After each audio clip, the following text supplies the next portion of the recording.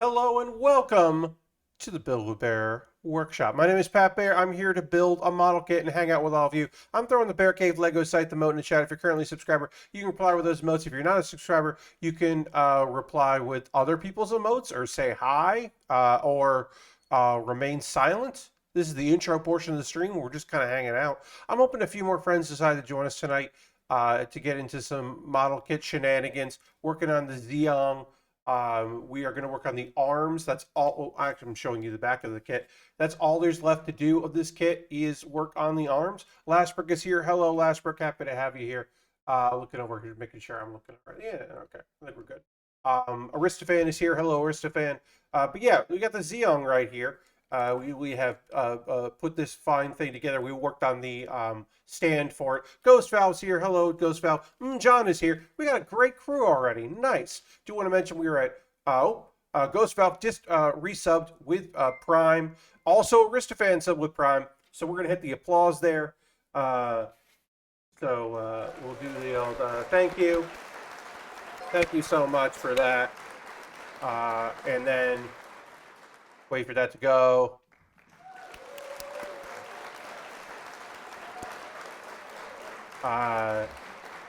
So we should say, Ghost Valve said, 9 months. Thank you so much for that 9 months. Aristophan at tier 2 for 41 months, saying insert witty quip. Not quip last tonight, so no worries there. But yeah, thank you so much for your continued support. Dirty is here, and Dirty wants me to hit the ska button, so I will. Here we go.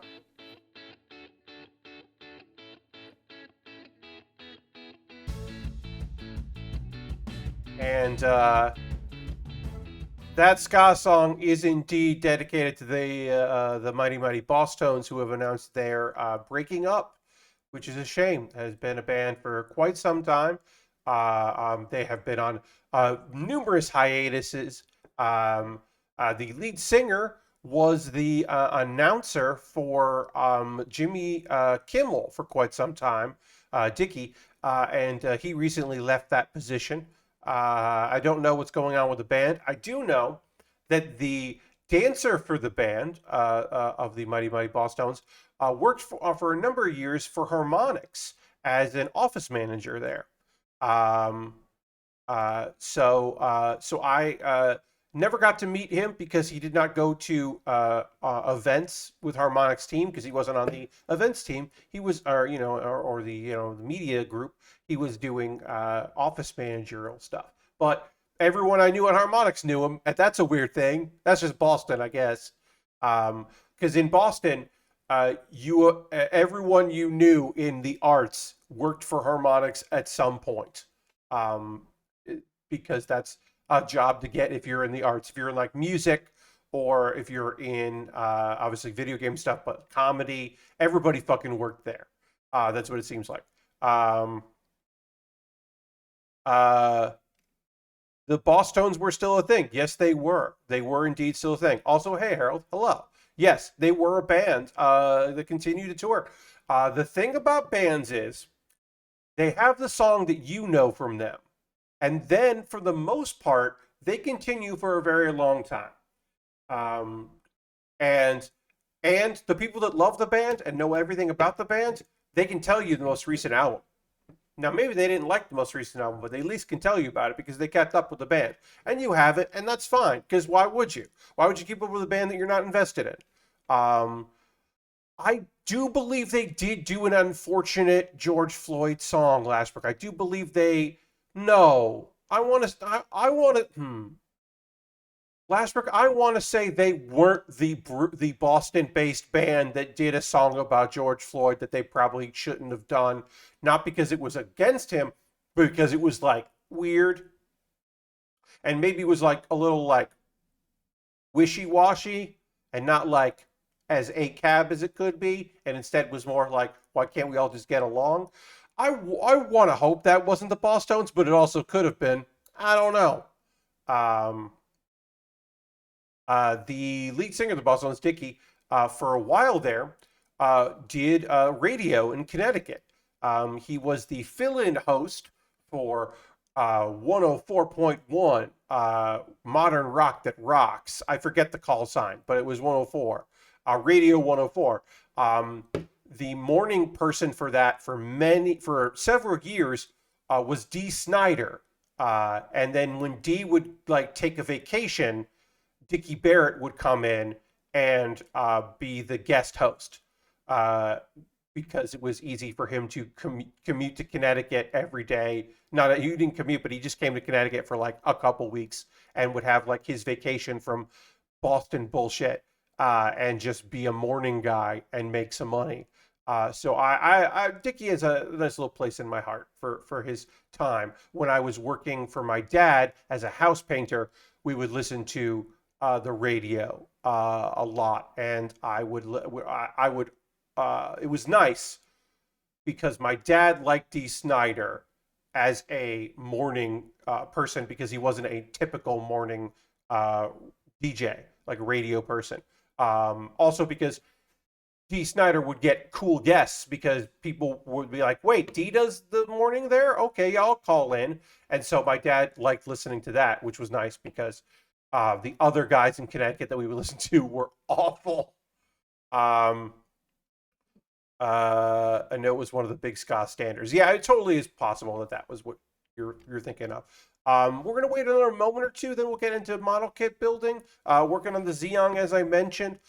Tonight's conversations will include talk about my cooking stream last night, PAX East, my top 10 list over at giantbomb.com, and maybe let's start with something light because we can get into some heavy stuff here around the old campfire.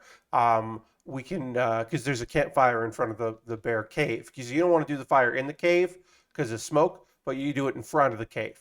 But yeah, we'll gather around the fire. We'll start working on this kit, and let's start with something like maybe fun because I think that like every once in a while we can have a little fun around here. We'll do some non-harmful speculation because sometimes speculation can be harmful because we don't know what the fuck we're talking about. But it's nice every once in a while to do some non-harmful speculation. So we'll go to the overhead here. There's the overhead. Here I am. I had to reset up from the stream yesterday. My lighting still isn't perfect. We're still getting a shadow here, but we're not getting a shadow here where the bar is for my microphone. So I got rid of that. So I'm happy about that. I mean, there's a little bit, but not really. But we're still getting a shadow on the actual kit. Working on the Zeong right here. I can do this and actually have it stand up so you can see. That's the Zeong. We're going to put some arms on this thing.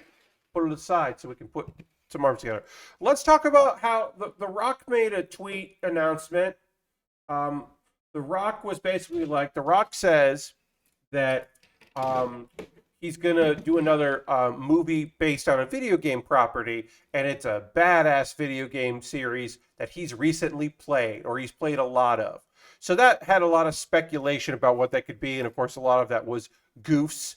There was like, oh, cool. Finally, we're going to get a Zork movie. Thanks, The Rock. But then there were some people that were like, maybe we could come up with some like actual possibilities. And I thought maybe we could talk about that here. Just to start off a little light, we could talk about like what The Rock could be referring to. Good day to you, Zeno. Welcome. So Alex Navarro on the Next Lander podcast. Okay, yeah. So Harold says rock band. It does rock. Picross movie. Okay, yes, from John. Alex Navarro brought up on Next Lander podcast this week God of War, which feels like that might actually just be the right answer. Like, oh no, I actually think it is. Not that it will be bad, but I was like, oh, I think Alex actually just said the right one, that it a God, because The Rock as Kratos does sound badass as hell. Can you smell what The Rock is cooking in Cooking Mama the movie? To play off your Rock and Cook Serve Delicious, certainly. But like, you could see The Rock be Kratos, like especially like early, like forget grizzled beard Kratos. What about like I've gotten a second chance and I'm gonna kill all of the gods, the Greek gods. Just like I'm gonna kill all the Greek gods. The movie, like, yeah, I could definitely see that. I think that is actually like to me is the a legit Forerunner. Oh no, no, Harold, that that's a different rock. The Rock has no issues with Elmo, as far as I know, or Elmo has no issues with the Rock, as far as I'm aware. I don't keep up, so I could be wrong. No, what was I going to say here? We're doing two at a time here with our arm units, so we'll get one of these arms done, and then we'll do the we'll both of them here. We're doing it at the same time, working on our arms before we can start working on our hands. Um, he did insert himself in the whole Rocco thing. I mean, that makes sense. He's got a social media team. He knows what's up. He knows to get involved. Everyone's talking about Rocco, which is a rock. So of course Dwayne the Rock Johnson should get involved with that. I mean, that's a no-brainer. Anyway, here's the thought. He challenged Cookie Monster to cookie eating contest. Well, here's the thing. Okay. Well, look, The Rock. You don't eat cookies. Get out of here. Can't eat cookies. That doesn't go with your piles of meat that you eat every day for protein. Anyway, what if it's Gears of War? What if The Rock is going to be in a Gears of War movie? Like that like any celebrity of any kind that has been in a Gears of War video game has like tried to option themselves with it, like that like Batista is trying to get that shit made. But what if The Rock is in a Gears of War movie? You can't see him being Phoenix. Yeah, I mean, but like, what if he's a new character that we don't know anything about? Like, look, you not being able to see it doesn't stop Hollywood, right? Like, think about like the Hitman movies that have already come out. Think about like all any like Max Payne, the Max Payne movie, like casting doesn't mean shit. Uh they're just Ray Liotta in the Name of the King, like the Dungeon Siege movie. Like none of that shit matters. They just fucking do it. It's fine. It doesn't matter for anything. Like if it makes sense. I'm just thinking of like a big movie. What about Brendan Fraser in a Pitfall movie? We have to go with The Rock. Then how about he's in a Warhammer 40K Dawn of War movie? Okay. Yeah. I mean, yeah. Okay, so wait, how does this work here? This gotta go. This? Yeah. All right. The other one I thought of is like I mentioned Hitman, but like, what if they did like a good Hitman movie with The Rock, where he was like, uh, charming because he was like, doing the whole like undercover thing. Because also the thing about 47 that I like is he doesn't blend. He blends in, quote unquote, but he doesn't, and nothing looks right. Like when he's dressed in any kind of costume, like he's like never quite right. So I love the idea of it being The Rock and like him like wearing like a chef's apron, and then people being like, "Yeah, you're a chef, sure, okay, I buy that." Like I think that's funny. I don't think that's going to happen, but I do think that's funny. Um, like to me, that is a silly thing that could be pretty fun. All right, let's try to get this together here. But yeah, I don't know. I don't know what exactly the movie is. I do think that Alex might have actually nailed it with God of War, because that does feel like a thing for The Rock to do. Now imagine The Rock is Link wearing green tights. Yeah, I don't. He did do the Tooth Fairy movie. You're not wrong. I will say the best part of Jungle Cruise is The Rock and his numerous dad jokes. No, Aristophan, he is in the Tooth Fairy movie. Now, I've never seen it, so I can't comment on it. But he is in a movie about being the Tooth Fairy.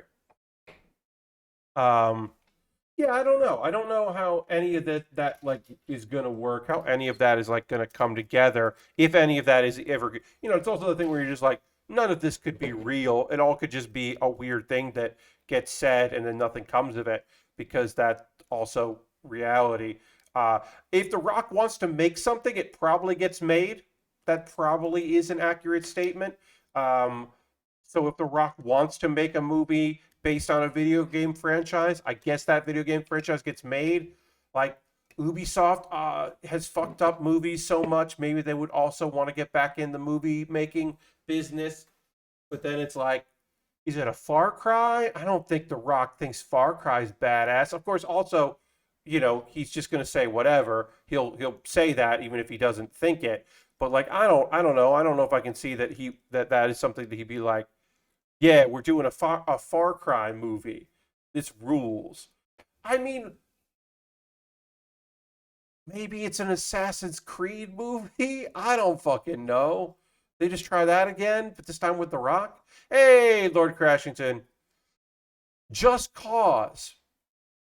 Like, Just Cause could just be a lot of explosions. And that's why Far Cry to me seems like a good idea, because, like, it doesn't have to be anything. It can just be like, oh, there's a, government in some kind of South American country. The Rock has to go kick everyone's asses. The end. And it's just Far Cry. The Rock is Master Chief. Now, there is a Halo TV show, so I don't know if it would be a Halo movie, but because it's coming out, that show is actually coming out finally. Um, but also, yeah, I mean, The Rock could definitely be Master Chief. I don't know. I felt pretty good with like him being like it being Gears of War, but like I don't know. I think God of War is probably like. Also, somebody was joking when they cite Sly Cooper, but that really made me laugh. The idea of like, the idea of him being Sly Cooper is very funny to me, and not an animated, a live action Sly Cooper is very very funny. Um, but yeah, no. Anyone could be Master Chief. Indeed, I think people are assuming it's Call of Duty. That's boring. It's a boring choice. Should be some fantasy nonsense. Shouldn't be like paramilitary. I don't need that. I mean, there's future tech, so I'm for future tech shit, but I don't know if I like that. Yes, Tony's here. Hey, Tony. One of the most mainstream games. You're right. It is. It is mainstream. But is Call of Duty something that The Rock would, because he's involved in it, so of course he would say, so it actually doesn't really matter. But is it something that The Rock would say is badass? I guess maybe. Um, or they could do Fortnite since he's a character in it. I don't know. Yeah. I want it to be something like, I want it to be something like completely out of left field, like complete nonsense. Like, why is the Rock in the sequel to Detective Pikachu? Like that kind of thing. Like, I know it's not, but like that would be great. It's just like, yeah, the Rock is also a Pokemon in a Pokemon movie. Like, that's not it, but that'd be fun. Um, yeah, I mean, yeah, mainstream games, your big games, your games that people know, it makes sense, right? Like, I don't know. What would The Rock be in a Street Fighter movie? Like, what if they tried to do another Street Fighter movie? Who would The Rock play? I feel like The Rock would be an incredible M Bison, like a fucking incredible M Bison. But he wouldn't be, right? Or Sagat. I mean, he'd be a fucking badass Sagat as well. But he wouldn't be. He'd have to be the lead, right? But is he Guile? Is he Ken? Is he Ryu? He's not Ken. But like, no. Sagat would be pretty fun. Alex, yeah. But yeah, he has to be. I mean, look, he's not going to be Dan. That would be unbelievable if he was Dan. Also, Dan, if they're doing another Street Fighter movie, Dan's not in it. I mean, maybe he is, but I don't. I feel like he isn't. All right, we got to put a bunch of these. We got like two slightly different color yellows here that we're putting on. Yeah. What Pokemon would The Rock be other than Machoke? Well, because The Rock is indeed a Samoan. You could put Rock as one of our Hawaiian Pokemon style friends. So perhaps Hariyama or Makitu. Perhaps. I think The Rock would be a great Hariyama. Traveler, yeah. Also, not having The Rock be a rock type is fun, in my opinion. Anyway, I don't know. Who also the great thing is like, look, I'm sure there are properties The Rock is attached to that don't get made. I'm sure he gets more movies made than most people, but there's still probably some that don't. But he is at the point where he is tweeting about it, so it means that something's happening. So I'm sure we'll get an announcement. We'll get an announcement at the not E3 maybe, like, and you just have like a pre-taped video of him on the set of some other movie being like, hey, what's up, Sony? I'm so excited to talk about this movie that I'm in. What's up, State of Play? Uh, I can't wait to talk to you about The Last of Us, because he's Joel in The Last of Us movie. I'm here with all my friends, and I can't wait to talk about this movie that I'm in, Metal Gear Solid. The Rock will be Barrett in the FF7 remake movie. Oh yeah, that would be very weird. Yeah, and you'd be like, I'm not Cloud. How am I not Cloud? I'm the Rock. I should be Cloud. Aristophan, there's no. The thing about Fortnite is the metaverse, right?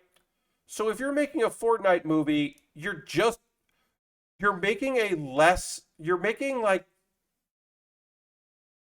Ready Player One with less plot because that Fortnite isn't a thing. I'm honest. I can't see Dwayne pulling off Snake. No. Dwayne isn't Snake, right? No, definitely not. I was just trying to think of like the most ridiculous I could come up with, and that would be that he would be Snake. He's not Big Boss. No, he'd make a very interesting like Revolver Ocelot. Like a really weird choice for Revolver Ocelot that I could get behind, but no. Yeah, they're never gonna make a fucking Metal Gear movie. That's always gonna be in development hell. That'll always be. Why not Psycho Mantis? Yeah, Psycho Mantis. I mean, yeah. I mean, no. But also, yeah. All right, we got some pieces here. These have some undergating that we got to take off here, so we got to get C out. Working on our arms here. Also, oh yes, there's some. We got free games on the old Epic Store. Keeping your eye out on the Epic Store for free game shit because it's coming your way. Metal Gear. Okay. I think we've exhausted all of our conversations about The Rock, Dwayne The Rock Johnson being in a movie, because of course he will be Pac-Man in a 3D Pac-Man adventure. He'll be the guy hanging out, and that is indeed a franchise that The Rock thinks is super cool and badass. He loves Pac-Man. He loves Pac-Man 2. That's his favorite. Rock is Clyde, yeah. All right, let's see. What else we got to talk about tonight? Okay, so last night I mentioned this, and I will reiterate this. If you missed my cooking stream, which we'll talk a little bit about in a bit, if you missed that, I'm not going to go to PAX East. I was thinking about it. I was thinking really hard about PAX East. We'll tie this into another thing that I'll chat about. I was thinking very hard about PAX East. Yes, Zeno. Yeah, it's your heavy arms. I was thinking about PAX East. I am now no longer thinking about it.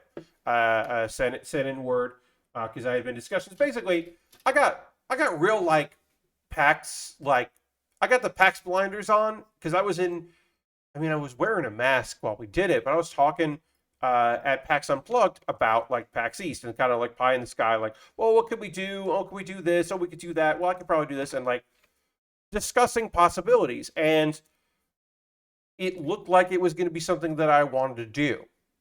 But here's the thing, right? I started, I'll get a little behind the curtain. No emails were sent to anyone in League of Heels, any performers who have been in League of Heels. I did not send any feelers out. I did not send any emails out to anyone, right? This was all like me talking to read people about the possibility of me going and what I could do there, right? And what we could possibly make happen to make that a little easier for it to be a possibility, right? But I started like thinking about drafting some emails. Like, I'm gonna send some emails out, be like, hey, this would have been this month, like a couple weeks ago. I started like thinking about like, all right, now what those emails are gonna what would these emails look like if I was gonna send an email? I'd be like, hey, just want to know what you're thinking about for as far as like if PAX East is gonna be something you're gonna go to. And just know that it looks like I'm going to be going, which means that certain panels that I'm involved in will be there. And if you want to be involved, let me know. I'm just getting a feeler. Like, I was thinking about sending some feeler emails out, or for people that don't have their email, some feeler DMs out, right? I didn't want to send those emails. They felt weird. Omicron is still hitting us really hard. It is going to settle at some point, but it's going to take a very long time for hospitals to bounce back, right? Like, Unplugged is different from East. And it's like, I started doing the mental math about that and what it meant, what it would mean to like go to a convention and see people there. I started like thinking about that. Uh, like, what if somebody was on the fence about going but decided to go because I said that I was doing, was doing a panel they wanted to be part of?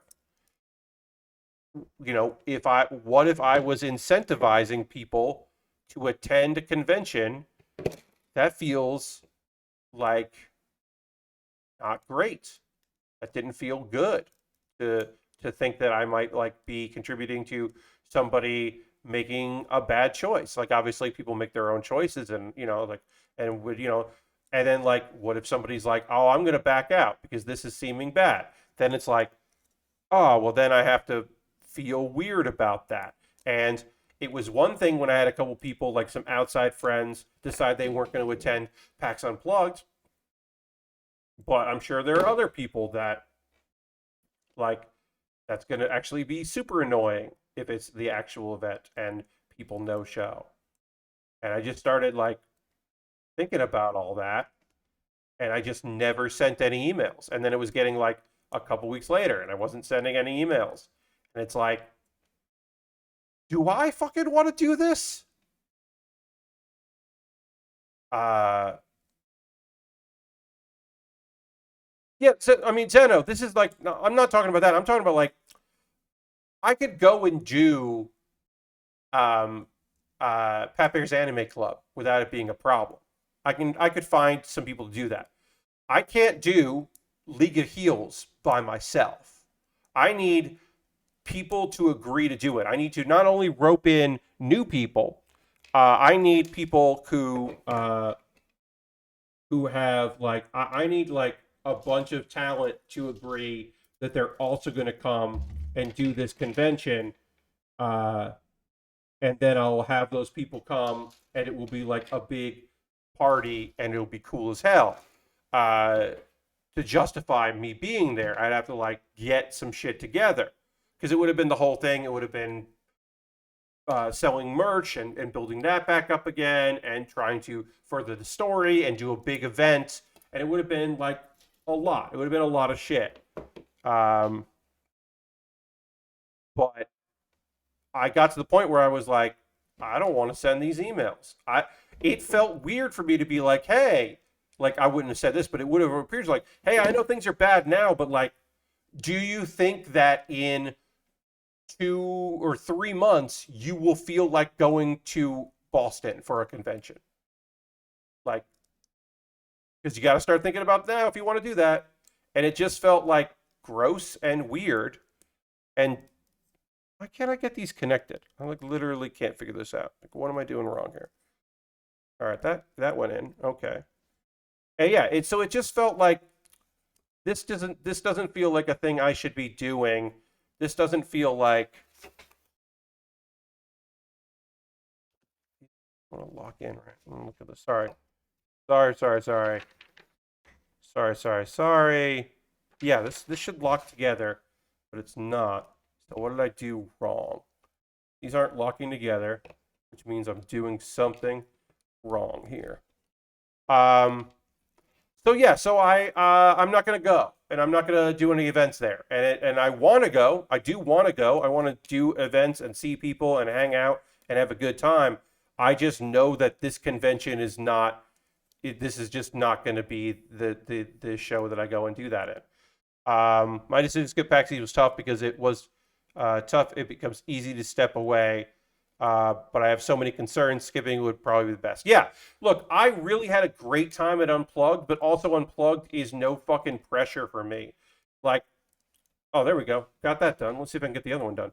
Unplugged is just like I show up and I did a panel and I went and saw some people and I played some games and I had a good time and that was it. There was nothing like extra weirdness. This would be like in Brandland, selling merch, putting on a several panels, some of them being high profile, like dealing with people like making their own personal decisions that they weren't going to attend, like last minute, like filling in, like also part of that is convincing people they should go because I want them there. And so I'm going to give them the hard sell to try to get them to come to an event that I'm not convinced I want to be at.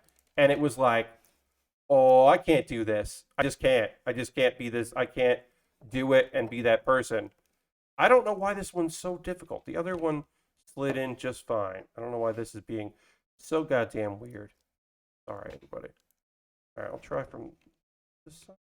I don't know. So anyway, I'm not going. And I basically made that decision. And then somebody brought a Bring Back League of Heels sign to AEW. And that's rad as fuck.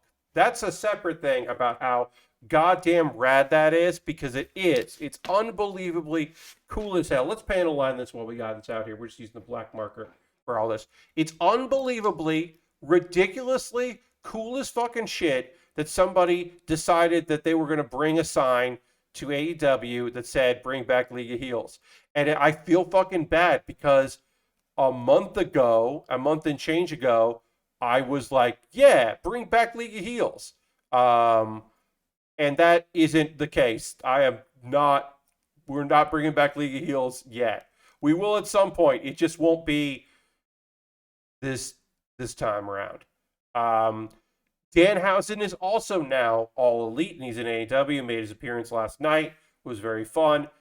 Today, Chuck Taylor tweeted out, wait, is Dan in our group now? Because Danhausen entered and interfered somewhat with, or definitely during Orange Cassidy's match, which is very fun. And I just love that. Like, wait, that's like, wait, I wouldn't know. But I love the idea that, yes, the larger best friends community also includes him. I don't think it does. But yeah, he's there, and that's fun. But yeah, they brought a sign, and I think that's fucking rules. And I was really happy about that. But, and I wish that I could have been like, and we're coming to PAX East, but we're not. Because first of all, this has nothing to do with anything. This doesn't even have to do anything with the virus or anything like that. But the reality of it is, I'm here in South Carolina right now. The belt is in storage in New York. The belt is sitting in my storage unit because it did not make sense for me to take that belt here. So it is in storage. So if we do League of Heels and we want to have the belts, I got to go to New York. So I was like, I guess I'm going to fly to New York, go to my storage unit, get the stuff I need, because also some merch stuff and just little odds and ends. Then take like a train up to Boston, and then after PAX fly back to South Carolina. And I was like, I don't think that makes sense. I don't necessarily want to do that. Oh, we got Ironhide with joke here. I had a kid's meal at McDonald's today. His mother was pissed. But don't. Uh, not gonna do a sound effect there, but I could do a sound effect. We'll leave it. That's pretty fun. Um, so yeah. So I was like, this is gonna be an endeavor, and like going to my storage unit would also make sense for me to do because it's been a while since I've been to my storage unit, so it would probably be good for me to go and like check it out and like maybe bring like a suitcase of like clothes to swap in and out. Like, oh, that'd be nice. I could probably do that. I probably should do that. But man, I just can't. I just don't think people are gonna go. Now maybe I'm wrong, and there's gonna be like a lot of people that I would love to see are gonna be at that PAX, but if there was an easy way for me to go that didn't involve doing a huge production and worrying about all that stuff, I would probably go. Like like I could do with Unplugged, right? I only have one panel. It was easy. It was mostly a vacation, and that was fine. I took a flight. It was easy to go. I didn't have a lot of pressure on me. I just don't see it. Zeno, thank you. Appreciate that. Thanks for being here. Have a great rest of your night. Thanks for stopping in. So anyway, yeah. It absolutely rules that League of Heels got referenced on in a sign in AEW. That's awesome. I would love to bring back League of Heels. Not gonna right now. But I appreciate people looking out. I mean, look, I would love to do a con like PAX, but it's just not going to happen right now. That's just the way it is. BearCon. Yeah. I'll just do my own convention. We yeah. So cooking stream. I had to reset up. So here's what happens when I do a cooking stream, right? First months ahead of time, I think about have a great night, Harold. Thanks for being here. So months ahead of time, I think about what I want to cook, right? So I get that planned out, get my recipes together, get everything done for that. That's all prep work. That's actually fairly easy compared to other things that I got to do. So I get all that done, right? Then day of, I got to set up, right? So I got to get all my gear that's here in this room, move it in, figure some stuff out, set up. I can only set up lighting as well because during the day, lights coming in, and so the sun will set by the time I stream, so I got to wait on some lighting stuff and setting some stuff. But I can get the overhead camera ready and get things ready. I can prep everything. Can't really do much for other work because all of my gear is in there. And at the end of the night, I got to move everything back in here and reset up. I'm pretty set up how I want to be here. Although I do think I am slightly, yeah. Now that I look, my camera is a little, and if I go too high, you can see the overhead camera. So like, everything's a little off, and it'll take me like, there, that's better. But it'll take me like a day or two to get everything set up again the way I want. And I have a lot of fun doing my cooking stream, but I'll be honest, if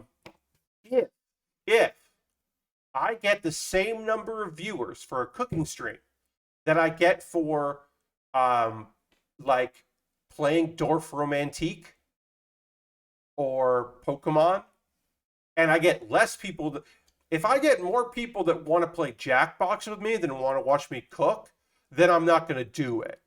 And I'll stream for 5 people and 4 people, no problem. Because at some points we had like 4 viewers last night. And the numbers in general don't matter to me. But specifically for the work put in to the work, like the amount of people watching, that does mean something to me, right? Model kit building, it sucks when no one's watching me build like an expensive or cool model kit. This is an expensive and cool model kit, and if like no one's watching, it kind of sucks, right? If no one's watching me build like a $15 Lego set, I'm like, all right, fine, whatever. Or if no one's watching me play like an emulated game that I bought on a cart for real a long time ago, but I'm emulating. If no one watches me play an emulated game, like, okay, well, that sucks. Wish people would watch that, but fine. Or a game I bought for $10 in early access and no one's watching. I'm like, okay, that's fine. But if no one's watching me cook, where I have a ton of setup, like so much setup to do, and also like just like it requires like a bunch of effort to put together, then that's a bummer for me. That feels bad, right? Like, it's it's one of those things where like, and yeah, I wish more people had been there last night. I was happy for the people who were there. I think I had a good time. My dinner tonight was stuff I made last night, which was very tasty. I had my sausage balls that I had left in the fridge, along with two of the twice baked potatoes. The rest of the stuff got frozen, and then I had I had some marinara sauce left over, and so that I just heated that up and then dipped the sausage balls in the marinara sauce, and it was fucking really tasty and good, and I'm happy I did that. But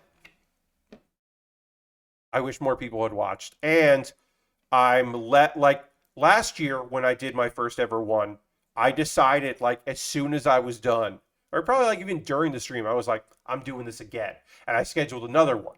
And I originally was only planning on doing it as a one-off because I didn't know how it would work. This time around, like, my parents aren't coming back till like the first week in March. I got plenty of time to decide if I want to do another one of these, but it's going to be like, it's not going to be like, all right, I got to figure out what I'm going to do. It's more going to be like, oh, hey, I'm thinking like, or like, I want to make homemade chicken nuggets. I guess I'll do that on stream. Like, it's going to be something like that. It's not going to be something um, like I'm not going to look for an excuse. It's going to be because there's a good reason. Because as I said, it's a fuck ton of work, and the payoff is a good stream that I'm happy with and a good archive. And I know several people watched it today, and that's lovely. Thank you for everybody that watched the archive of it. But like, I kind of need people to be there for it. You know what I mean? Like I'm being honest about this, but it's got to be like, it's got to be something that I want to do because I'm not at the point where I stream because I've got to stream. I have to stream. Like, I owe people because y'all are subscribers and you're patrons and you also are viewers. Folks that don't subscribe or they aren't part of the Patreon or anything like that. They don't have a reoccurring thing. They're still watching. And so, like, I'm still going to do right by y'all. But it does feel like I gotta want to do it, and I'm feeling like after last night, it's like, oh, I don't want to do that. Then I don't know. I don't think I want to do another cooking stream, and that's a shame because I enjoyed it. But like, I know that if I start thinking about my next cooking stream, I'm gonna just in my head and be like, well, what if fucking nobody comes to it? And I will say this because I don't have a fucking problem with that. Every stream, I wonder if this is this the one that no one comes and watches. Because occasionally it takes a little while to, there's like a Saturday, sometimes there's just like a random day. January in general is a lighter month for everyone, including me. So I do think about that. I'm like, well, what if this is the stream that just like nobody comes to? That would suck.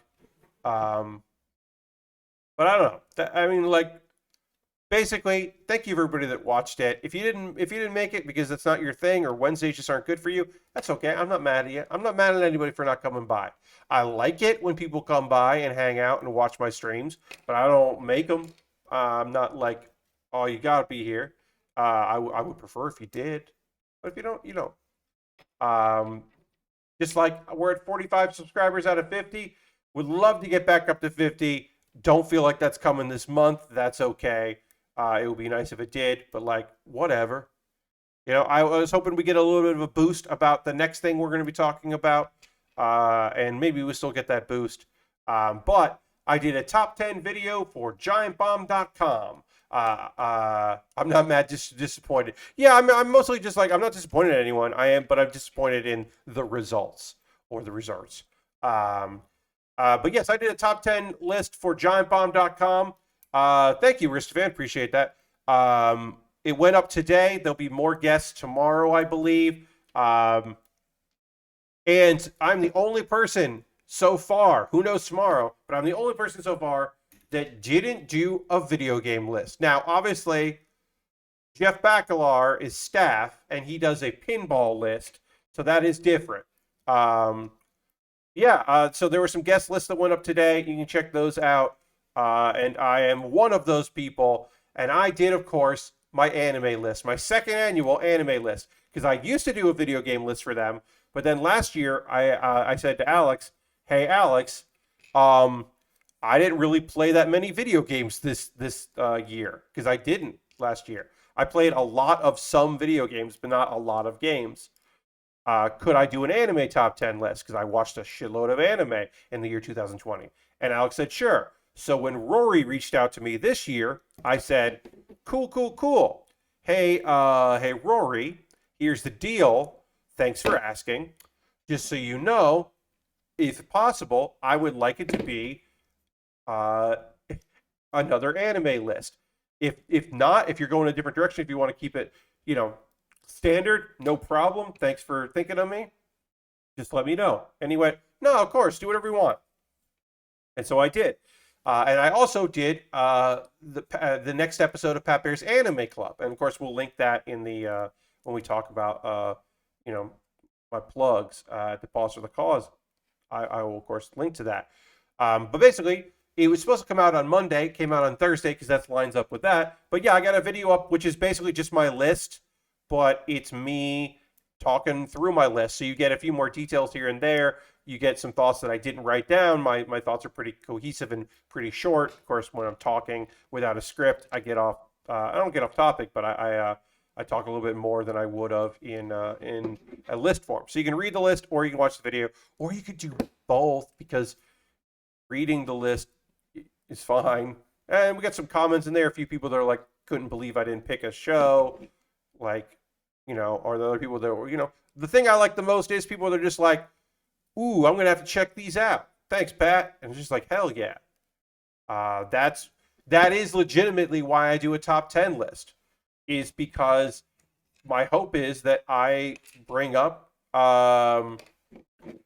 something that people are like, "Ooh, I've never heard of this show. This sounds cute and fun," or "This sounds badass," and they want to go check it out. Hey, Pat, how's Zeong? War Master, this Zeong rules. I was never the biggest fan of real grades, but I've really come around on them. Now, maybe it's just that I got lucky, but the high new real grade that I've built on stream here a while ago, and this Zeong real grade have been excellent. I mean, there's undergating, which I don't love because you really got to look for it. But it has been really fun to put together. I mean, it's just like such an oddball kit, such a strange thing. But the more recent real grades have been great. Lord Crashton says Al Bummer's covering the Macho Man rap album is this week. Ooh, okay, that will be good. The last few Al Bummers have been pretty rad, so very cool. We'll just put that over there so we can just kind of see our friend hanging out, just watching us work. I'm not surprised your number 2 wasn't number 1. Well, Lashbrook, I definitely talked about it. So here's the thing, right? Super Cub, which was my number 2 anime of 2021, is incredible, except when it's unbelievable. It is a real, like, genuine, interesting, like, thoughtful series that has like the last like couple episodes make it feel like a fantasy, and it just doesn't do it for me.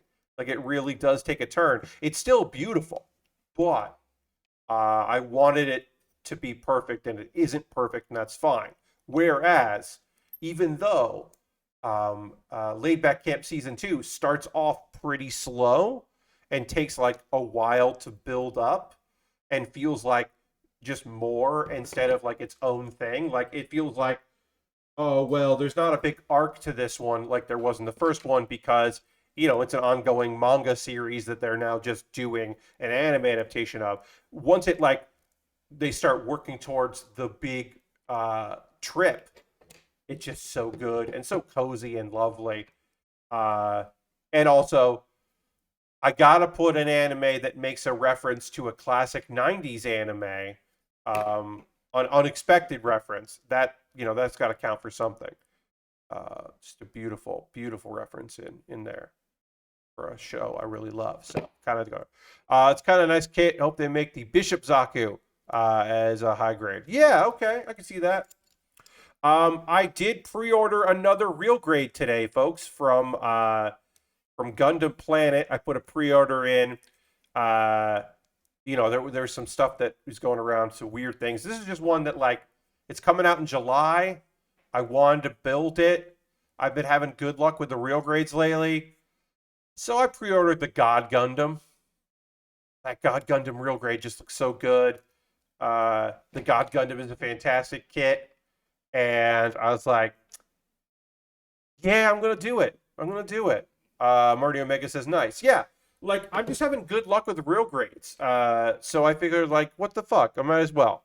I just think it'll be great. We'll panel line this as we go. It just looks so good. And a lot of all my pre-orders right now are high grades with two exceptions. I do actually, I should say that three exceptions. I'm trying to get the Hainu and the Sazabi. The Sazabi real grade is one of my favorite kits of all time. The only annoying part is like the backpack like funnel rocket things. Like that was a pain in the ass. But everything else about that is a breeze because the Sazabi is such a big kit that even though it's a 1/4 scale real grade, it's still huge and easy to work on or to build. That the real grade is. That's probably my favorite real grade. Let's see. I did get the Wers Barzum.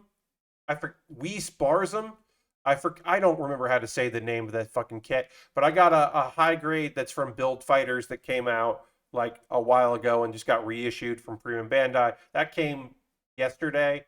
February, I'm getting the Harate high grade, which looks rad. In April, I'm getting the Exia Repair 2 real grade. That'll be the next real grade I get. That was a pre-order. Then in April, I'm getting the White Rider and the Black Rider, which just both look rad as hell.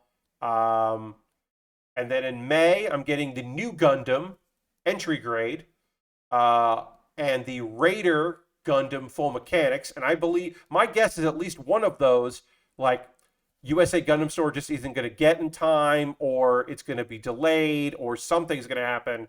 And those I won't get those in May. And then the Asmodeus high grade is also a pre-order that I put in. And Asmodeus is another like Ironblood Orphans-ish kit that looked pretty neat. Barzum, yeah. The Weiss Barzum. I don't know. It's a weird looking kit. It's like it's a Build Fighters version of a kit that already existed.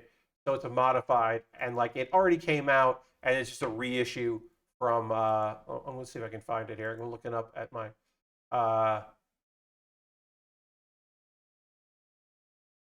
This thing.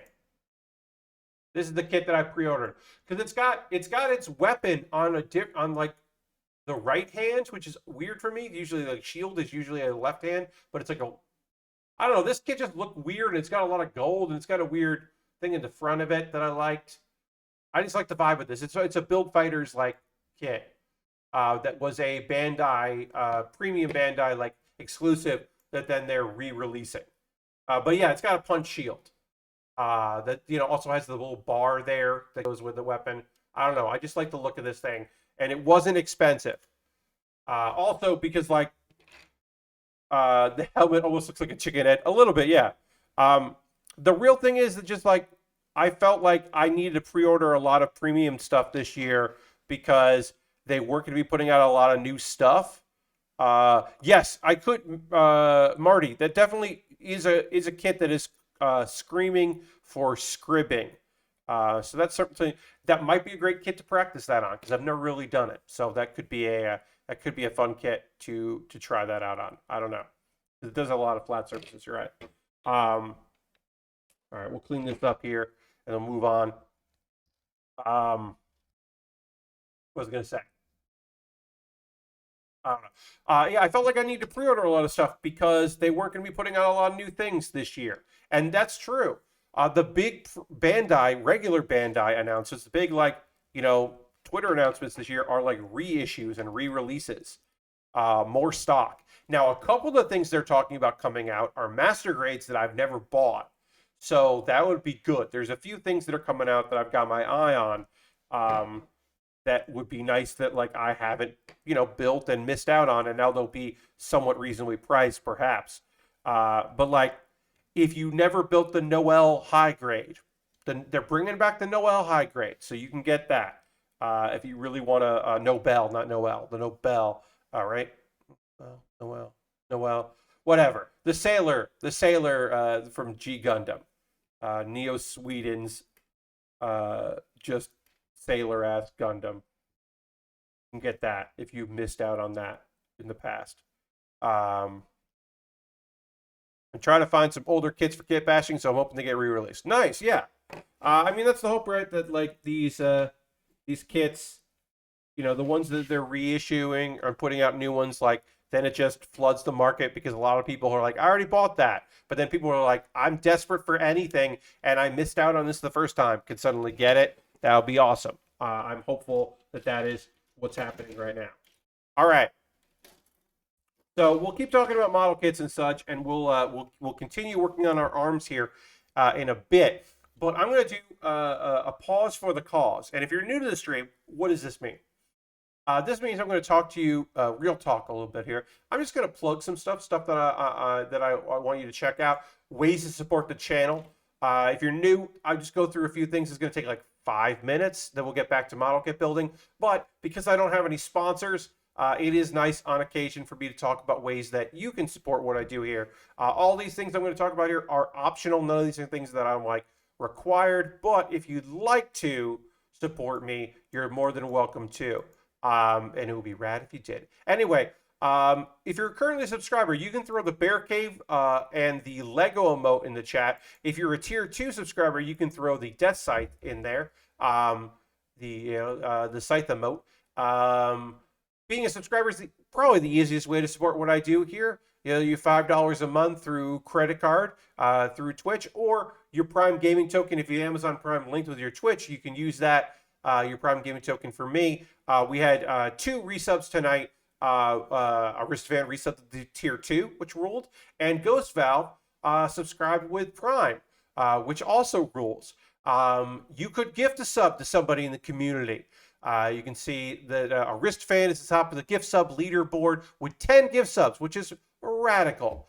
Also, bits and coins are always appreciated. Who we got? We got Harold and Baby Gresh with some bits there. Always appreciate that. Bits and coins are another way to support what I do. If you've been gifted a sub, you can convert that to a regular subscription and they won't charge you till your gift sub has concluded.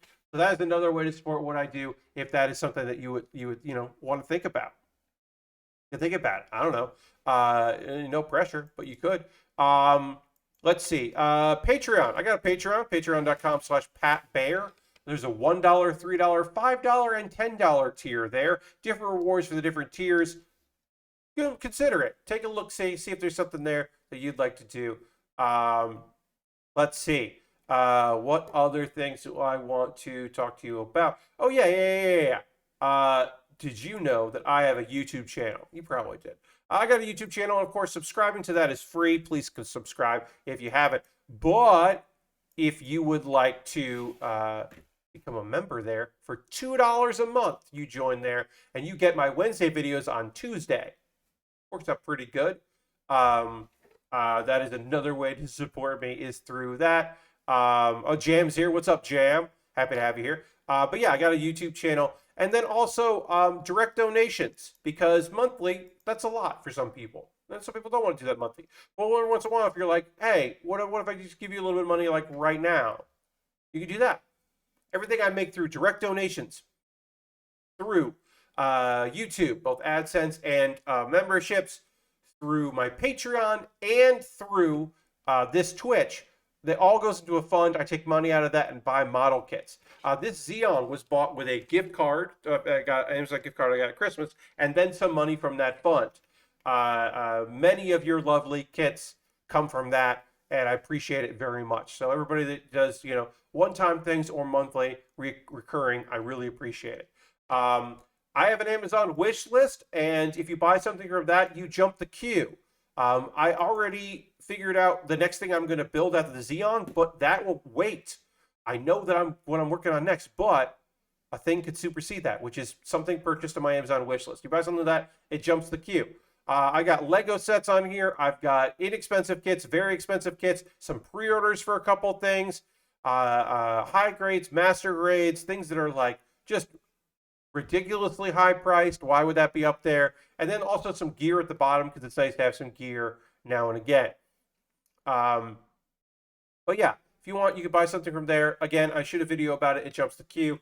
An alternative to that is USA Gundam Store. You could buy a gift card there, and then you get an email with the gift card code, and then you could send me that gift card code.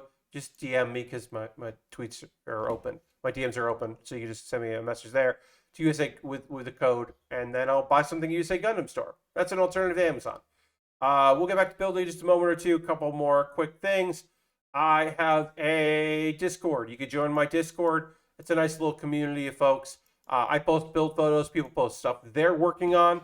We've had an influx of some photos on a project that Zeno has been building, which is great. So you can come check that out. But yeah, feel free to jump in the old Discord because it's nice. It's also very low pressure. Let's see. A couple links for you to check out. My Giant Bomb top 10 list, as mentioned. I got a Giant Bomb top 10 list. I'm going to put the link there in the chat. Also, if you're watching this video later on YouTube, what's up, YouTube? You can find all these links in the show description. But this is my top 10 list for GiantBomb.com. It is an anime list, and that is ridiculous that I get to keep doing that.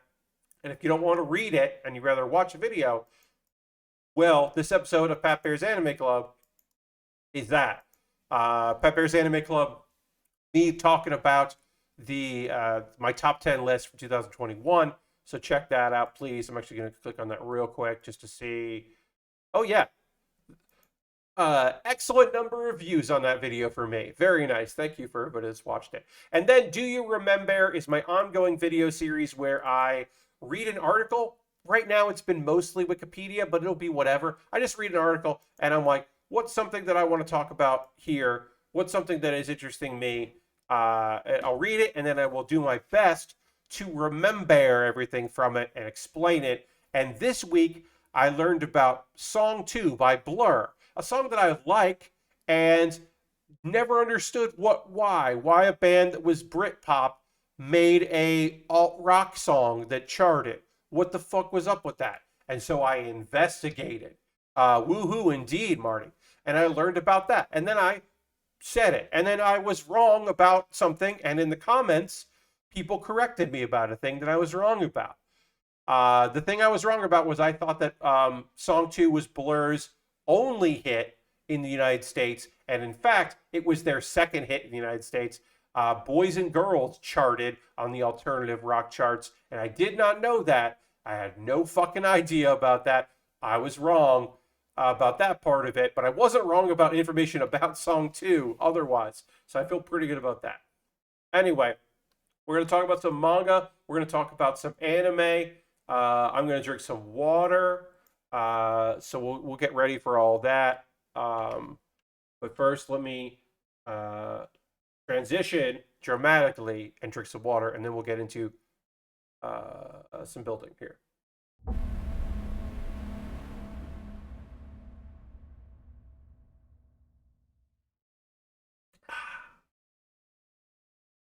Water.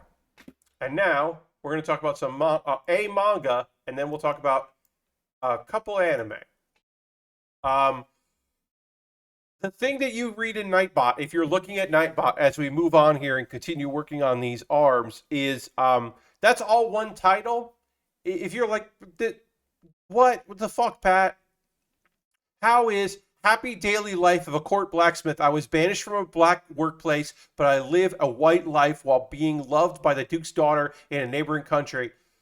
It's a light novel title. It's telling you the whole story. You could fake your way as explaining what this anime is about, or manga, I should say, by reading the title because light novel, heavy name. Yes, light novels want you to pick them up and read them, so they will tell you what it's about. Not all of them, but a lot of them. And this is again. See if I can fucking do this shit. Yeah, it says it's exactly what it says on the tin. 100% goes Val. Happy daily life of a court blacksmith. I was banished from a black workplace, but I live a white life while being loved by the Duke's daughter in a neighboring country. So, this is another one of those, like, people who was really good at something and, like, now has a chance to prove how good they are. But also, there's some goofy romance in it, too. But our main dude, our main character, he's a fucking great blacksmith. He's, like, ridiculously good at making weapons and making enchants and doing all this stuff, right? And he works for a country that doesn't treat him well. It's as it says in the tin, it's a black workplace, instead of a white workplace. It's like a black company, right? They don't treat him well. They don't treat him with respect. And it's that thing where, like, they're taking advantage of him, but they start to believe what they say, right? Like, so if he has a low opinion of himself, he'll work without eating, or he'll eat while he works. He'll do way more than should be allowed. He won't have a life or self-respect, and he'll do all this work. But then they start believing what they're saying, and that always happens in these situations, right? They devalue him, right, and keep him feeling like he's not good enough, and this is all he deserves. But he, like, could be worth more, and they know that, like, they're going to be lost without him, but they start to believe the shit they're saying. And you could say psychologically, like, I don't know if this is coming. But in some other series where, like, people are disrespected and then everyone realizes, like, oh, actually the main character fucking kicks ass, shit.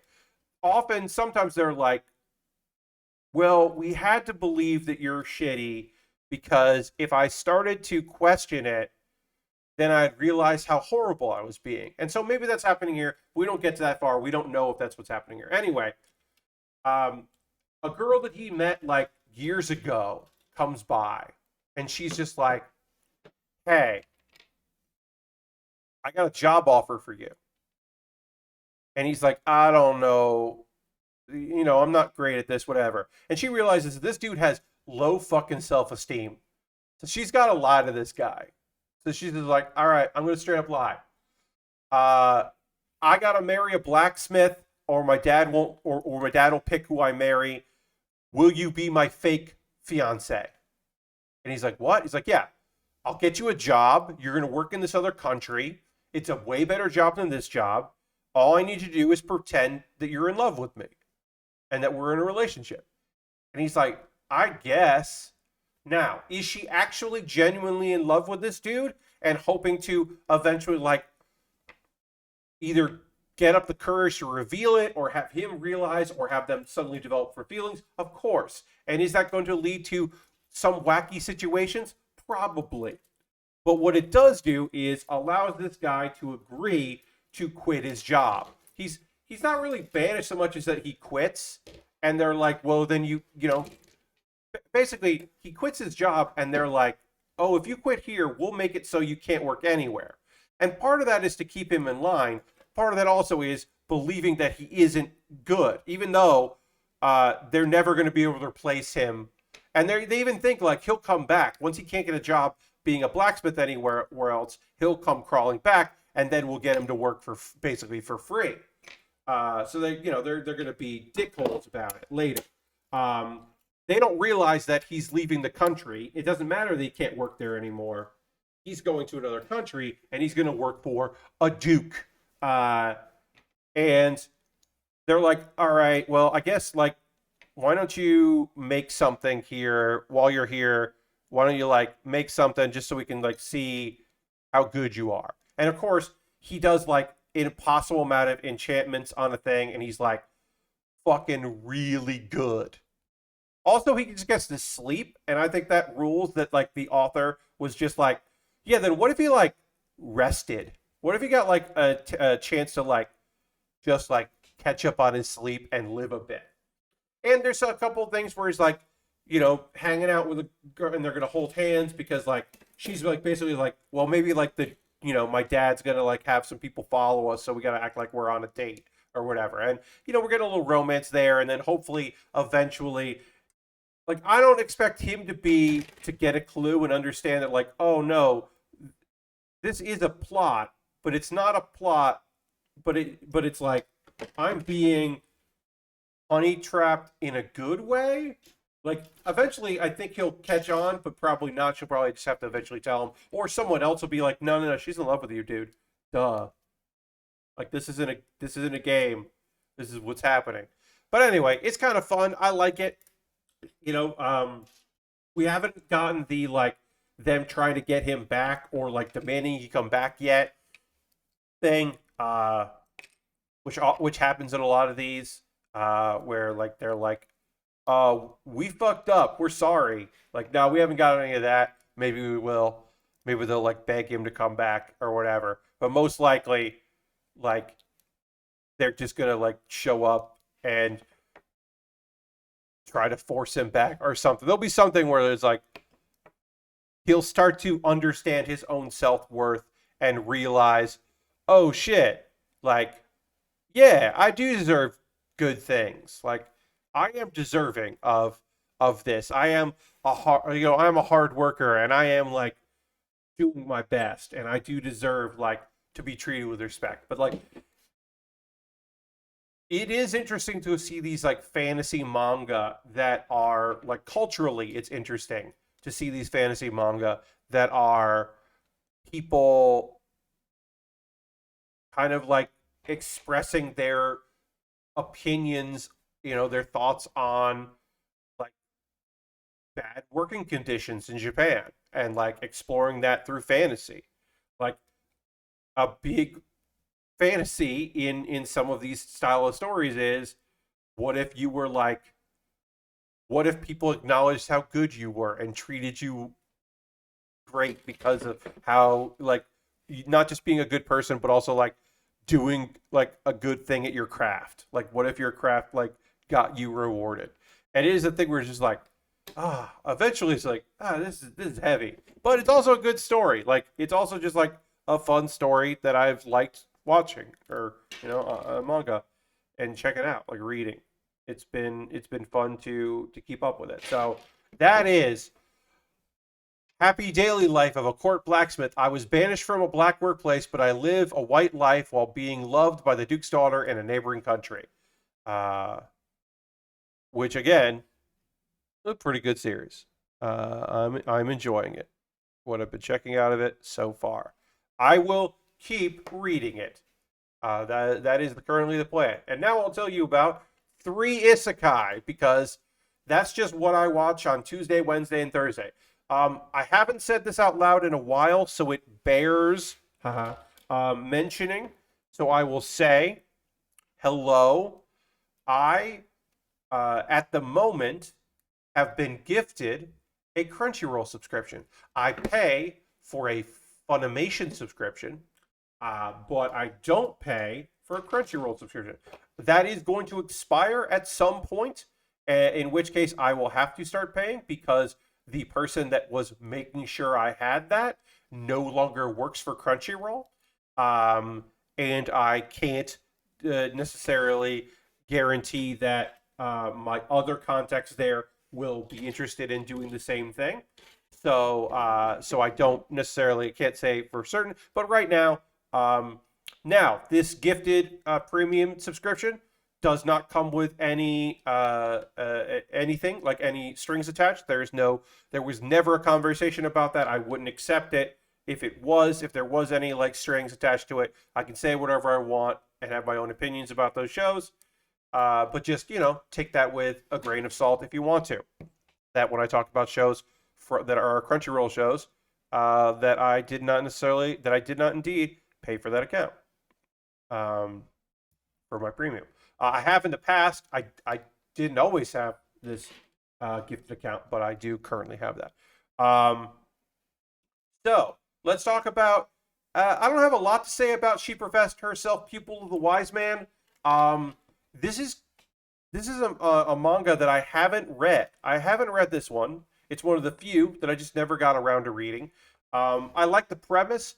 There are 2 anime this season about a gentleman who's reincarnated in a fantasy world in the body of a woman, and one of them is a romantic comedy question mark about that, because this dude and his best friend are also being influenced by a goddess to be in love with one another, and so a lot of the wacky hijinks ensue about that, because it's like 2 people that knew each other that now have to, like, one of them's now a hot lady. And this one, that's not this one, because that one I'm not watching. This one, it's like, yeah, I'm in a girl's body. It's mostly that, like, it's like I'm in the avatar of a girl's body, but this is like the video game I used to play, and everyone remembers the character I was, and I'm now, like, pretending to be the pupil of that character. Again, she professed herself to be the pupil of the wise man. So it's pretty good. It's not my least favorite isekai this season that I'm watching, because I am watching, let's look right now. 1, 2, 3, 4, 5 isekai. I'm watching 5 out of 6 or 7 isekai this season. Maybe just 6. Maybe there's only one I'm not watching. But yeah, this is the one I'm like, about. I don't have anything to report. Now, my favorite isekai of this season is in the Land of Leadale, which is really fucking good. We are now past the manga. This is based on a light novel, and there is a manga adaptation, but there isn't a lot of the manga adaptation out. So I am now watched beyond that, which is kind of interesting for me. It's been taking its time, though, which is nice. This girl woke up in the body of her avatar, and now she's kind of realized this is not 200 years in the future. Like, it's hard exactly to explain this. Our main character has come to the realization that she died, and she is now in her avatar body, and the servers of the game shut down. There's never going to be any other players. She looks for other players. That is her big plan. I'm going to look for the other players in the games, because there's just NPCs walking around. So she's going to, like, try to find those other players. And she comes to the realization, there aren't any. I'm never going to find those other players, because those people don't exist. And it's heavy. There's some moments of this thing that are pretty heavy. She actually, like, takes time to think about those things and, like, give in to despair a bit, which I really love. There's, like, a moment, like, these shows generally don't have them. They, like, I'm trapped in this, kind of go through that. But most shows where you're like, I'm here, I've been reincarnated, or I am, like, I woke up and realized I'm a reincarnation. Like, most of those people are just like, okay, well, I guess I'll figure out how life works now. Like, what show is it? Kuma Bear. She's just like, what's happening? Oh, well, okay. Like literally just goes, oh, no use worrying about it. This case, our girl, he's like, fuck, I died. I had been in a car accident, and I was paralyzed, and I was in the hospital for so many years. And I had this game, because it was a VR game, and that was how she, like, escaped that, her life and, like, the comfort she had. And she's like, and then I died, and now I'm here. And it's interesting to see her come to terms with that, and then realizing there aren't going to be any other players for her to track down. But also, on the light, positive side, the fun side of this show, she had adopted some NPCs when it was still just a regular game, and she has met them. She has met her kids, and they are wild and weird, and she's going on adventures. She's on an adventure right now. She's got like kind of an arc, not an arc. She's got kind of like a thing she has to do, which is go and find the towers all throughout the world and put some power into them that were like the home bases of the player characters that she was friends with in her group. So she's like, oh, I'm gonna do that, and get into some adventures and all that. Like, so like I said, it's got some heavy moments into it, and like that feel earned. They don't feel like out of nowhere, and I appreciate them. I appreciate that they exist. But also, it's like still a light and a little goofy in places too, which is fun. There was a really annoying kid who's definitely like the prince that like keeps getting involved with her, and we're not. I don't think we're going to see him for a little bit, which is great because that was probably my least favorite part of this series so far has been that kid. My favorite being her adopted son, who is uh, uh, a hardworking dwarf, and I love that guy. He's my favorite because he's not tsundere. He's just like an old man at this point, like an older man, and he just doesn't want to be treated like a little kid and like patted on the head, but he also loves it. So he's that kind of tsundere where it's just like, oh, he's just the guy who's like, hey, I'm a grown man. I got stuff. I got to work on these ships. Like, don't pat me on the head, Mom. I'm not a little kid, but he loves it. And I think that's very fun. It's a very fun choice. All right, we got to put it tightly in twist. We got to twist these parts. We're working on our arms here, and then we're going to move on to our last anime to talk about. And I'm just done. Arifureta season 2. I'm just done. I kind of stopped caring about this show during season 1 and was surprised when it was getting a second season. Look, the main character is overpowered. This is an overpowered, nothing's going to stop this dude. He had some adversity. He had to level up and get some powers, but now he's striking off on his own, and nothing's going to fuck with him. But he's also a shitty edgelord weirdo with a harem that he does not. That he is one of the odder things for a overpowered main character with a bunch of girls around him. He is fully aware that he has a bunch of characters, a bunch of ladies who like him in different ways. He is aware of the situation he's in. So that's a positive because often these characters have no concept of this at all. So the fact that he has some concept of that there are people interested in him that are around him is at least that's kind of good. But for the most part, show sucks, and I think I'm done with it. There's a streamer I like who does like deep dives. A YouTuber that I like that called Annie News that focuses mostly on fantasy stuff and picks a series every season to do like weekly videos about. And I wish that he was picking any of the other isekai this season, even the one I don't watch because it's just like a goofy rom-com that seems to be really weird about gender. I would take that over Arifureta because I just don't give a shit about it. And it's really funny because he like put a poll out, and he was like, "Hey, do you want me to do like, stuff that got skipped from the light novel or the manga, or do you want me to do like deep dives of powers?" And then the general response from people is, what if you did a different series? Not everyone, because some people are like, yeah, you should do this thing or you should do that thing. But there is a decent number of people that are like, what if not? What if you did one of the other series that are like out this month or out this season? And I did like that because it looks like I'm not the only one that's like, no, what if you talked about something else? What if you picked one of the other shows? So yeah, that's about it. And I'm gonna put this on here. I gotta get this on, and then twist it, tighten it. Great. We got one section of this almost done. Got a few more pieces on there. Get that there. That is gonna do it for anime and manga talk. Again, I think I'm going to drop Arifureta. There are a couple series I have not watched.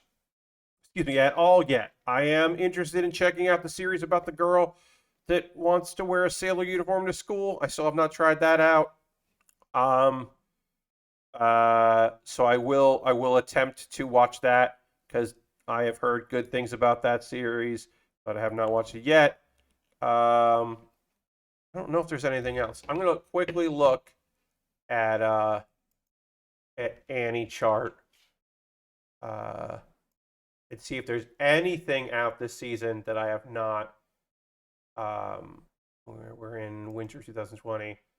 I'm definitely not gonna watch World's End Harem. Like, there's just no way I'm gonna watch this sci-fi show. There's just nothing about it that interests me at all. So I'm definitely not gonna check that out. Um, let's see, Girls Frontline, definitely not gonna be checking that out. Teasing Master is cute, but just not a series I like. Dress Up Darling, I'm decided I'm done with. Strongest Sage, I'm watching. R.I.P. Girls Frontline, says Unjan. I mean, Girls Frontline, yeah, it's just not a thing that I'm gonna check out. I'm just not gonna watch um Tactical Dolls, or sorry, T-Dolls, uh Lifelike Androids. I'm just like, the idea of me watching that is just very funny. I was like, no, I'm probably not gonna watch that. The naming is a bit unfortunate. Yeah, Girls Frontline. Uh, a girl that is a UMP 9 though. Yeah, yeah. No, that's just not gonna be my thing.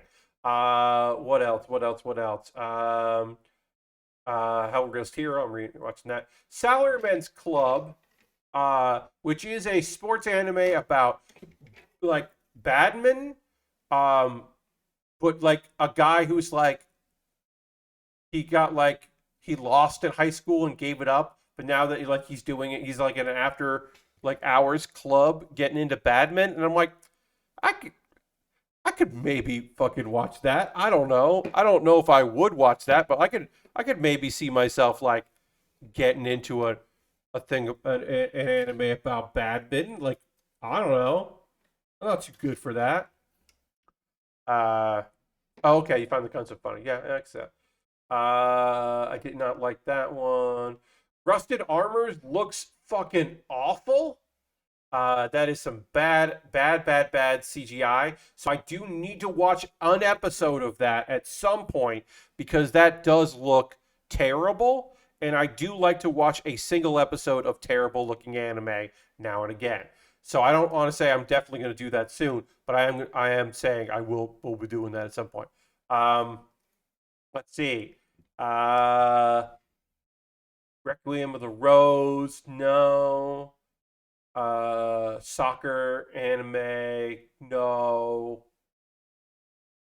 Uh, Sasaki Miyano, I haven't watched yet, and I have heard that it's not good, but I would love to see, a super gay uh, romance slice of life. So I am gonna check that out. But I've heard not great things about that, which is a shame because it looks cute.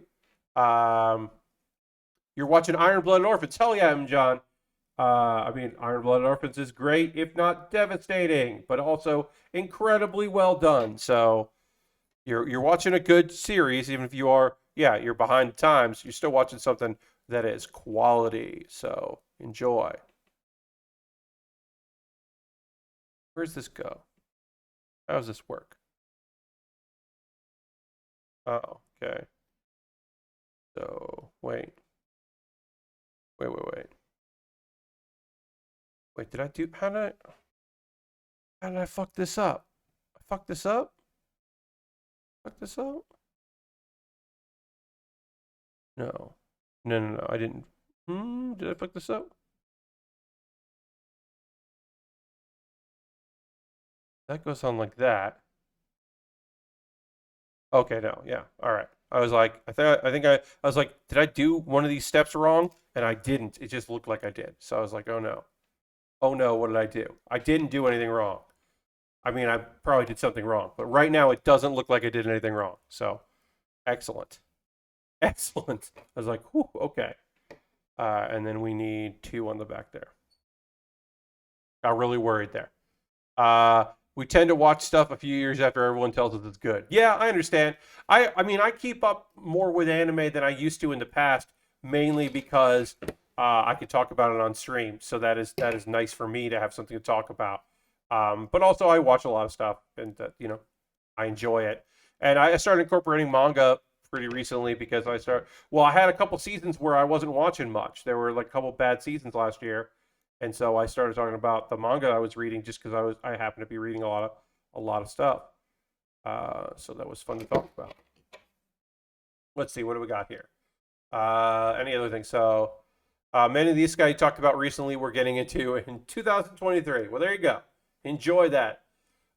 Tribe 9, I tried the first episode of Tribe 9, and that I totally understand why a couple people I know are like, hell yeah, this is my shit. I totally understand, but no, that's not my shit. I'm not interested in that. That's some real nonsense that I don't want anything to do with.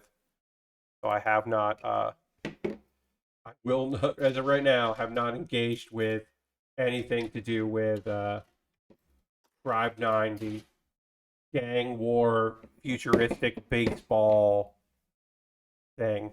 And I was just like, no, I watched that episode and I was like, I'm good. This is not what I want from anything that I'm doing. So this is gonna go. All I know is that Tribe 9 is visually, it looks nice. Yeah, I think it does. I think it's just it's one of those things where like it's a comedy in some parts, but also there are a couple characters that take it really seriously, and that never works for me. Either like everyone's having a good time, but like you can't have a villain that like is definitely like gonna murder some people, and then also have it be a screwball. Like it wants both. It wants to be like zany and also like dramatic, and it's like, nah, you kind of got to pick here. You can't be both those things. Your baseball anime. Hello, Dunk. Welcome. Sabuki Bisco. I have heard pretty good things about this. This is definitely the series that I am like one of the series I'm interested in checking out that I haven't yet is Sabuki Bisco. Because I have heard, like I said, some real good stuff about this. This was like the ones that people were anticipating. I just haven't gotten around to checking it out. I will. I just, like I said, it hasn't come up yet. But that's a show that I'm definitely looking at that. Jester says, I have not watched anime since the start of the plague. Well, you missed out. 2020 was pretty great. 2021 was pretty great. So if you get back into it, you got some good stuff that you can go and marathon. Jujutsu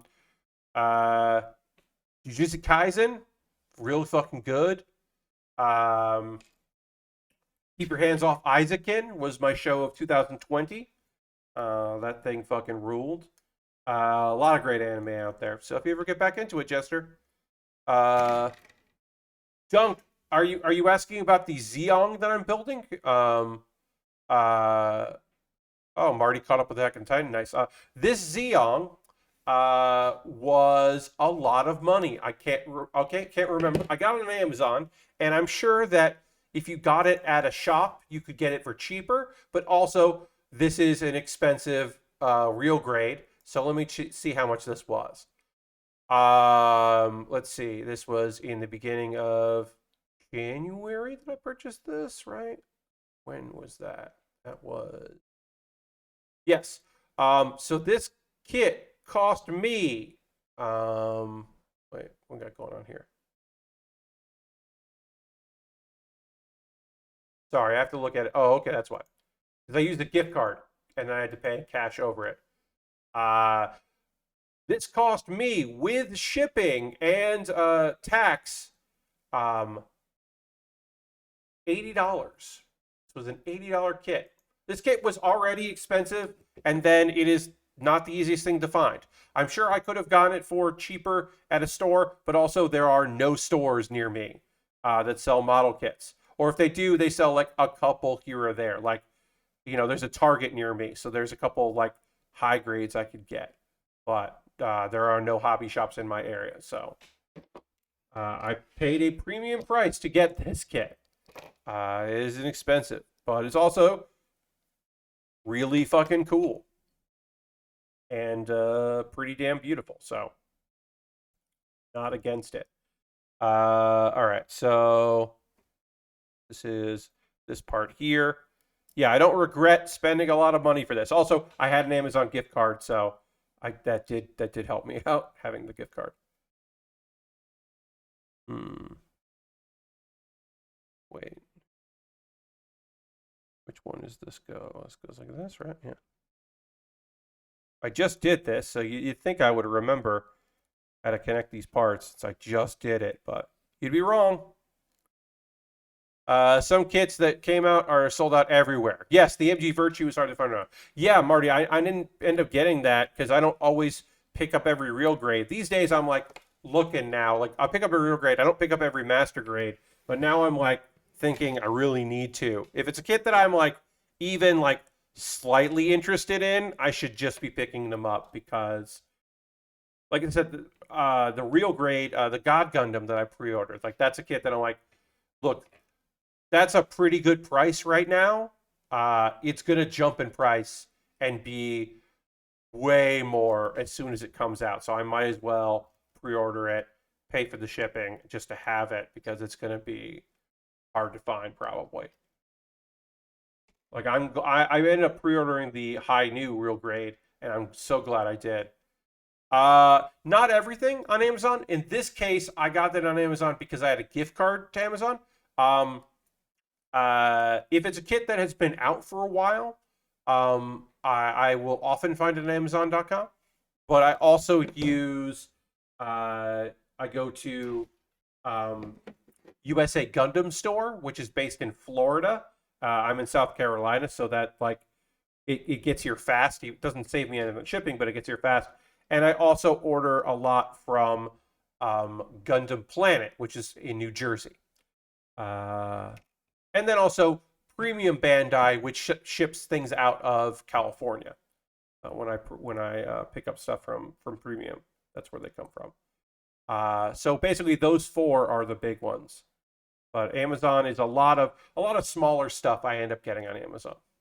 I have bought a couple things from Target because the Gundam Breaker Battle Log kits were Target first, like timed exclusives. So I ended up getting a few of those there. Although some of those kits I pre-ordered, and so then I just had to wait for the pre-orders to come in. Were not from there. I did not know that they would be timed exclusives. Ugh. So I have gotten from Target now and again. They've gotten into the business. And every once in a while, they'll be like, GameStop will do like a online store sale, and I'll get a kit from them on occasion. They don't do that as much because they were trying to really get into model kits, and then it looks like they are not as much now. But for a little while there, they were really big on them. You get okay deals, which was nice. All right, we are done with the arms here. We still have to do the hands. The hands are the last thing we have to build, but we're not going to get to the hands today. But we can do everything. We can basically build everything.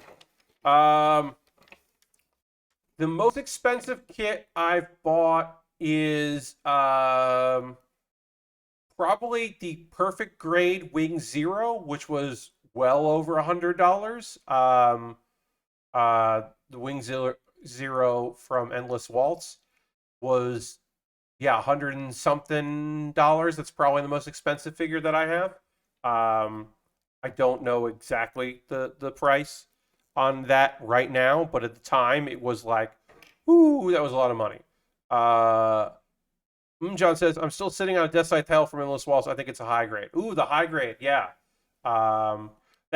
They have the 100 high grade from that because that was the era where they were still doing big high grades, which I love. I love those high grades. I mean, it's sentimental more than anything else. But I do remember really loving those high grades at the time because they were just so great.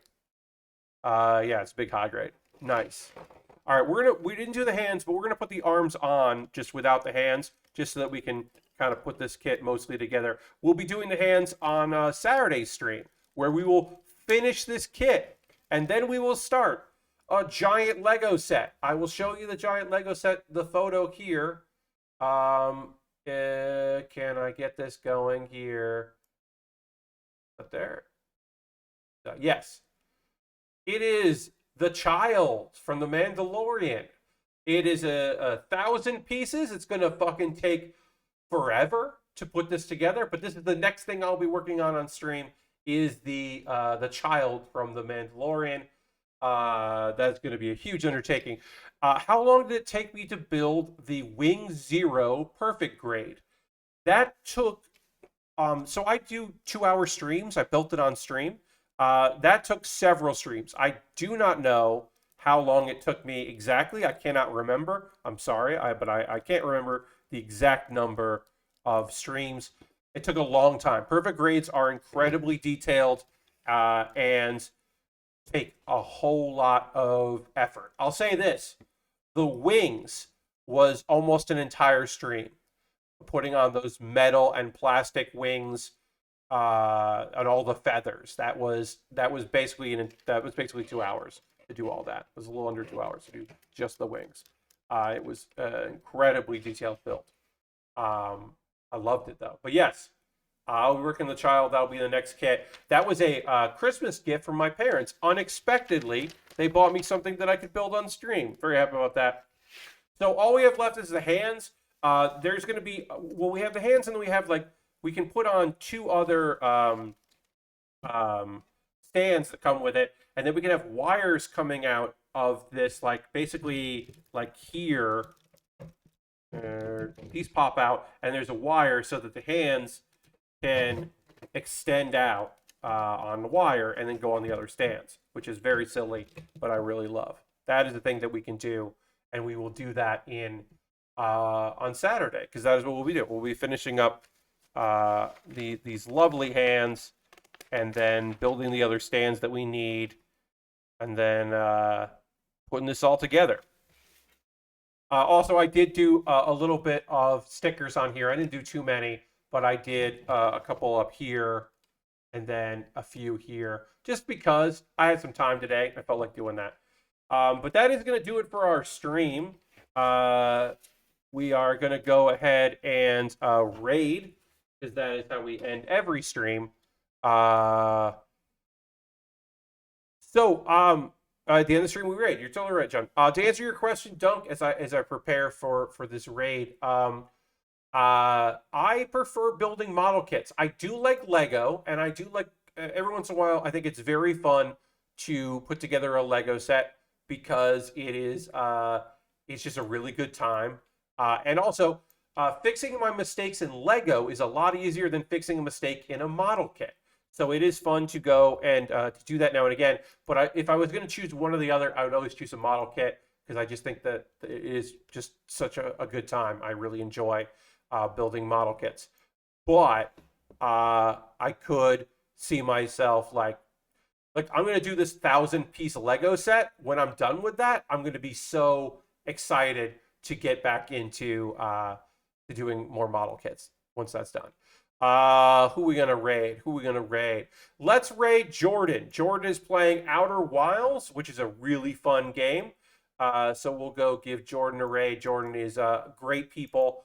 And so we'll go give him a raid and hang out with him, Ray FK. So we'll go check out in on Jordan, see how Jordan's doing. Thanks so much for being here tonight. I hope you come back on Saturday where we will finish this kit and then start doing Lego, which is going to be just phenomenal. I hope you all have a great evening. Thanks to everybody that's coming along in this raid. Thanks for being here and hanging out with me. I will see you on the next Build with Baer. Goodbye, everybody. Goodbye.